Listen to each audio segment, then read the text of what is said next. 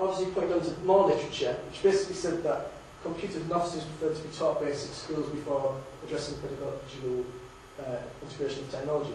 Basically, it's been reported that staff, teaching staff would prefer to be taught basic skills, but in our case it doesn't seem to be this way. Again, carrying on, it indicates the need for differentiated training, taking into account teachers' varying levels of computer experience and learning styles. Well, that's what we're trying to do with the basic training, is say we're giving people the opportunity to do these sessions if they'd like to.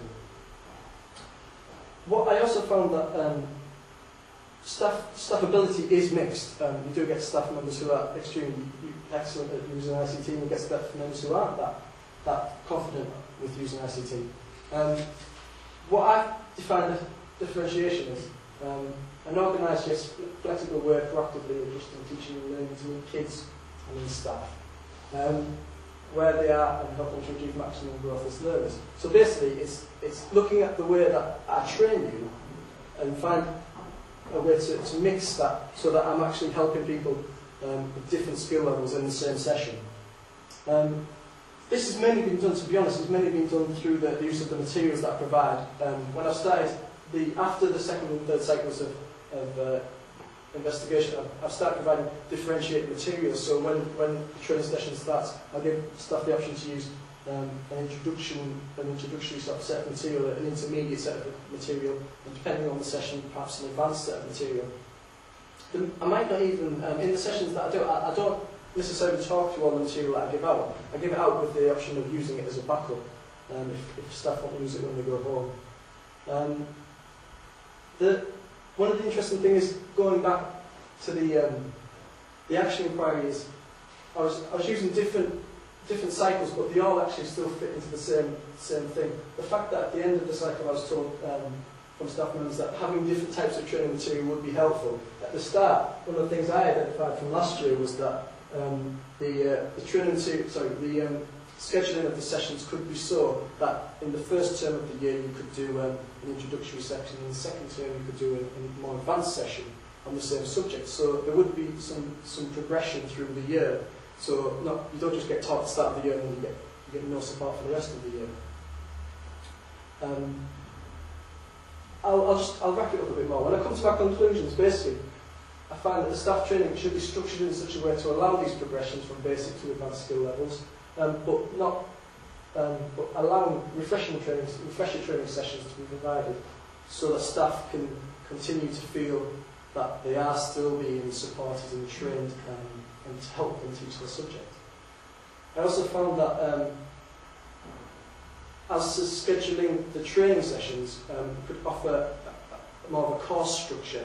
So you sign up for a course of sessions and the intermediary tasks. So the first session you would be taught something, then you would be expected to use it before you continue to the next session, the next level. The research has made me realise that I need to continue to use paper-based and downloadable support materials for training sessions and downloadable through Frontier.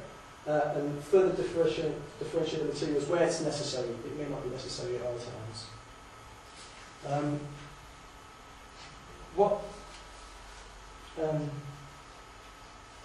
What I've established most is that there are barriers to the support and the training that staff members achieve.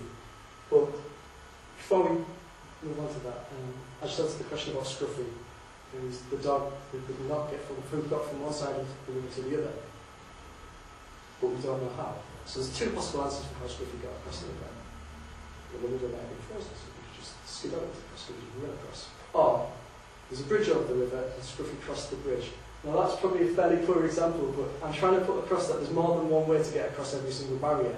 And the barriers that we've got with training and support, there's more than one way that we can do it, and it is through the continuation of twilight training, the use of training materials, and perhaps the differentiation if necessary in each session. Now it's the tough part. I now have to ask you to have a look at the handouts I've given you, and it's fine for you to take this away if you want to take this away and have a little read through it. If you could have a look through the handout I've given you and my whole performance here today, I just want you to give me some critical feedback. Now, critical feedback is supposed to be constructive and detailed in the following sections, and it should highlight the strengths and weaknesses of the exhibition that I've done today.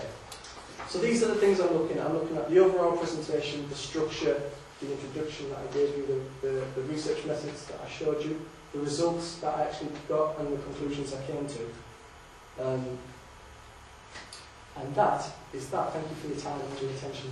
I appreciate everybody coming on today. It's been very helpful. Okay? Thanks very much. Okay, thank you. Not really sure what I'm doing. Can we ask questions? Absolutely, please do. Sorry, I'm going to switch the lights on now. How do you eat an elephant? Right? It's just about the dog, but how do you eat an elephant? In bite-sized chunks. That's true. Right. It just came to mind when you were telling us about the dog. I'm not being awkward. But did you take into account when you're providing these sessions that you don't need to just provide one session, you need to give us several options of when you can attend, because there's so much going on in this film that sometimes there's a session on and you can't get to it on that day. You know, in your planning, you're taking that into consideration. I mean, I've been talking about the Twilight training, but there is obviously, outside of Twilight, there is the opportunity to have outside like lunchtime sessions and free period sessions, but that's a case of me being able to provide that at the time. The best thing when we work like that is to get groups of people who are interested in the same subject and look at like, when can we all get together? What particular things are you looking at doing, and how can I support you in doing those things? Yeah, that's good. Thank you.